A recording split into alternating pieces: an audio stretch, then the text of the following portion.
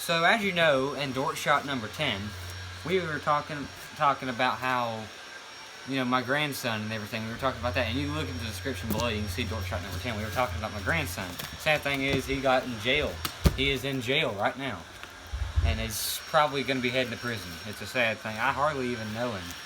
So what happened was, he was at the gas station, and there was this guy, and he was fighting over him about trying to get a whatchamacallit bar.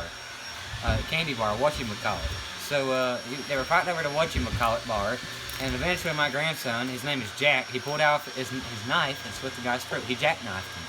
So the guy laid on the floor, he's bleeding all over the place, and eventually he died. So he killed someone. That's not good. But the real story is where the manager came in. The manager really gave it to him. I'm kind of proud of this manager. Manager, thank you. So my manager jumped over the counter, he grabbed the knife from my son, took the knife, threw it out in the street. The car ran over the knife, it popped the tire, and the manager had to pay for the tire. Okay, that's the bad thing. That's the only bad thing that happened. The bad thing that happened is he ruptured his spleen. I'm going to show you exactly what happened. So when he jumped over the counter, this is what I saw on the, God, look at that footage. He jumped over the counter, he didn't clear it, so he was kind of like this. He hit the counter, and he's just like that, and he just went, and just fell face flat on the floor, and busted his nose. He broke his jawbone, and he broke his collarbone. So he broke a lot of bones there. That's the bad thing. But what I think him is my grandson just sitting there looking at him. He stood there for 30 minutes just looking at him, laying on the floor, screaming, going, ah! Never took a breath. 30 minutes. Right on the dot, too. I saw it on timer on TV. Anyway, my grandson finally got up and tried to run out the door. This guy came in the door, and the manager said, hey, come here. And the guy comes to him, and he says, you all right? And he says, no! And he grabs the guy by the neck, and he rips out his spleen and puts it back in his. So he could get up and go after my grandson. So he got up and went after my grandson. He finally tackled my grandson. And my grandson pulled out a toothpick, trying to stab him to death. He poked a hole in his finger, and he poked a hole in his, ear hole and everything. And it wasn't good. So he was bleeding all over the place. So he finally took my grandson. He knocked him right in the Adam's apple. Really, really hard place. Right in the Adam's apple with a Yoo-hoo glass. It was glass, not plastic. It really hurt him. So my grandson was laying there screaming and bellowing. And then the guy, for some random reason, had handcuffs on him. And he handcuffed my grandson and walked him back to the gas station. Now my grandson, on the other hand, some runner, he run 80 miles from the gas station. They ran from Charleston all the way to Houston. So they had to go from Houston all the way back to Charleston. Okay, so they got back to Charleston, to that gas station.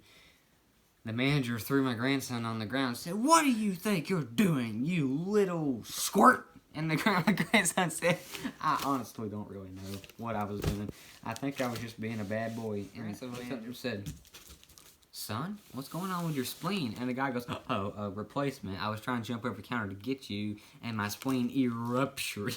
So this guy came in, and I tore his spleen out and put my eruptured spleen in. Said, I forgot about that guy. We might need to go check on him. Sure enough, the whole time we were doing that, the guy's just sitting there going,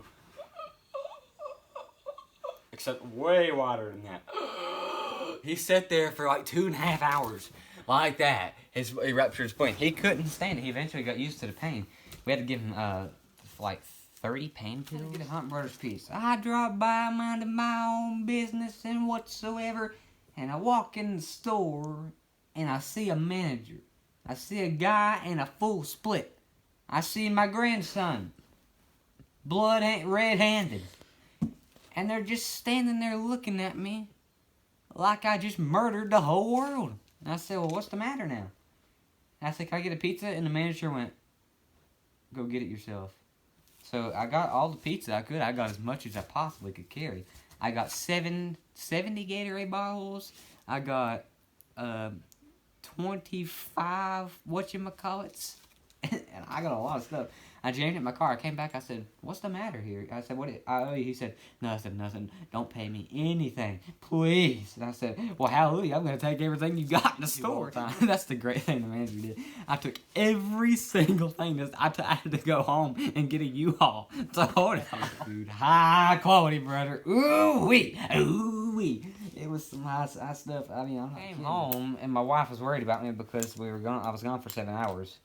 So I came in, and I had blood on my hands. I really don't know where I got it from. I think I got it from the guy on the floor, or something. I don't know, but she was like, "Oh, you murdered someone." I'm like, "No, no." She's like, "Oh, I know you. You murdered someone." I said, "Stop!" And she stopped, and I said, "But I got a surprise, so you won't be mad at me."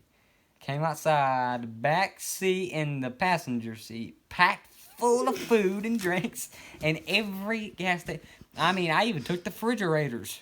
Seriously, I took everything. It's bare right now. It looks just like they just built it and didn't install one single electrical thing in it. You murdered someone, and I showed her all that stuff in the U-Haul in the back seat and passenger seat. She goes, "It's all in the house, baby. Here we go." It took us 7 hours to unload that stuff. We got it jammed in the house, and we had to go to California and buy a humongous shop to put all that stuff in. Storage shed, and we had to buy a shop. Eventually, we just decided we was going to build our own gas station and call it the Mini Mart. So, except it wasn't very many. It was humongous. We should have called it the Humongous Mart, but we called it the Mini Mart.